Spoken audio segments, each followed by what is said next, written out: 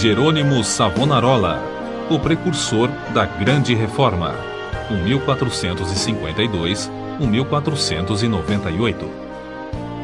O povo de toda a Itália afluía em número sempre crescente a Florença. A famosa Catedral do Duomo não mais comportava as enormes multidões. O pregador Jerônimo Savonarola, abrasado com o fogo do Espírito Santo e sentindo a iminência do julgamento de Deus, trovejava contra o vício, o crime e a corrupção desenfreada na própria igreja. Como resultado, o povo abandonou a leitura das publicações torpes e mundanas para ler os sermões do ardente pregador. Deixou os cânticos das ruas para cantar os hinos de Deus. Em Florença, as crianças fizeram procissões, coletando as máscaras carnavalescas, os livros obscenos e todos os objetos supérfluos que serviam à vaidade. Com isso, formaram em praça pública uma pirâmide de 20 metros de altura e atearam-lhe fogo. Enquanto o monte ardia, o povo cantava hinos e os sinos da cidade dobravam em sinal de vitória. Se o ambiente político fosse o mesmo que depois veio a ser na Alemanha, o intrépido e devoto Jerônimo Savonarola teria sido o instrumento usado para iniciar a Grande Reforma em vez de Martim Lutero. Apesar de tudo, Savonarola tornou-se um dos ousados e fiéis arautos que conduziram o povo à fonte pura e às verdades apostólicas registradas nas Sagradas Escrituras. Jerônimo era o terceiro dos 7 filhos da família. Nasceu de pais cultos e mundanos, mas de grande influência. Seu avô paterno era um famoso médico na corte do Duque de Ferrara, e os pais de Jerônimo planejavam que o filho ocupasse o lugar do avô.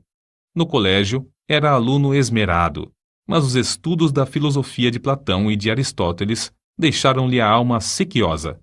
Foram, sem dúvida, os escritos de Tomás de Aquino que mais o influenciaram, a não ser as próprias escrituras, a entregar inteiramente o coração e a vida a Deus. Quando ainda menino, tinha o costume de orar, e ao crescer, o seu ardor em orar e jejuar aumentou. Passava horas seguidas em oração. A decadência da igreja, cheia de toda a qualidade de vício e pecado, e ainda o luxo e a ostentação dos ricos, em contraste com a profunda pobreza dos pobres, magoavam-lhe o coração. Passava muito tempo sozinho nos campos e à beira do rio Pó, em contemplação perante Deus, ora cantando, ora chorando, conforme os sentimentos que lhe ardiam no peito. Quando ainda jovem, Deus começou a falar-lhe em visões. A oração era a sua grande consolação. Os degraus do altar, onde se prostrava horas a fio, ficavam repetidamente molhados de suas lágrimas. Houve um tempo em que Jerônimo começou a namorar certa moça florentina. Mas quando ela mostrou quanto era desprezível que um membro de sua orgulhosa família Strozzi pudesse se unir a um Savonarola, Jerônimo abandonou para sempre a ideia de casar-se. Voltou a orar com crescente ardor. Enjoado do mundo, desapontado acerca dos seus próprios anelos, sem achar uma pessoa compassiva a quem pudesse pedir conselhos, e cansado de presenciar as injustiças e perversidades que o cercavam, coisas que não podia remediar, resolveu abraçar a vida monástica. Ao apresentar-se no convento, não pediu o privilégio de se tornar monge, mas rogou que o aceitassem para fazer os serviços mais vis, da cozinha, da horta e do mosteiro. Na vida do claustro, Savonarola passava ainda mais tempo em oração, jejum e contemplação perante Deus. Sobrepujava todos os outros monges em humildade, sinceridade e obediência, sendo apontado para lecionar filosofia, atividade que exerceu até sair do convento. Depois de passar 7 anos no mosteiro de Bolonha, Jerônimo foi para o convento de São Marcos em Florença. Grande foi o seu desapontamento ao ver que o povo florentino era tão depravado como os dos demais lugares. Até então ainda não reconhecia que somente a fé em Deus salva o pecador. Ao completar 1 ano no convento de São Marcos, foi apontado instrutor dos noviciados e, por fim, designado pregador do mosteiro. Apesar de ter ao seu dispor uma excelente biblioteca, Savonarola utilizava-se mais e mais da Bíblia como seu livro de instrução. Sentia cada vez mais o terror e a vingança do dia do Senhor que se aproxima e, às vezes, entregava-se a trovejar do púlpito contra a impiedade do povo. Eram tão poucos os que assistiam às suas pregações que Savonarola resolveu dedicar-se inteiramente à instrução dos noviciados. Contudo, como Moisés, não podia escapar à chamada de Deus. Certo dia, ao dirigir-se a uma feira, teve repentinamente uma visão dos céus abertos por onde passavam, perante seus olhos, todas as calamidades que sobrevirão à igreja. Então, lhe pareceu ouvir uma voz do céu ordenando-lhe anunciar aquelas coisas ao povo. Convicto de que a visão era do Senhor, começou novamente a pregar com voz de trovão. Sob a nova unção do Espírito Santo, a sua condenação ao pecado era feita com tanto ímpeto que muitos dos ouvintes, ao fim da prédica, saíam andando atordoados, sem falar, nas ruas. Era coisa comum, durante seus sermões, homens e mulheres de todas as idades e de todas as classes romperem em veemente choro. O ardor de Savonarola na oração aumentava dia após dia, e sua fé crescia na mesma proporção. Frequentemente, ao orar, caía em êxtase.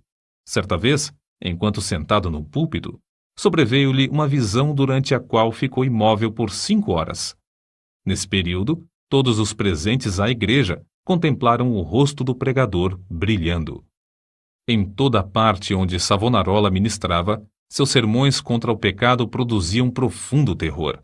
Os homens mais cultos começaram então a assistir às pregações em Florença.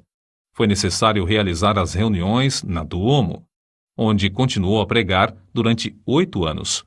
O povo se levantava à meia-noite e esperava na rua até a hora de abrir a catedral.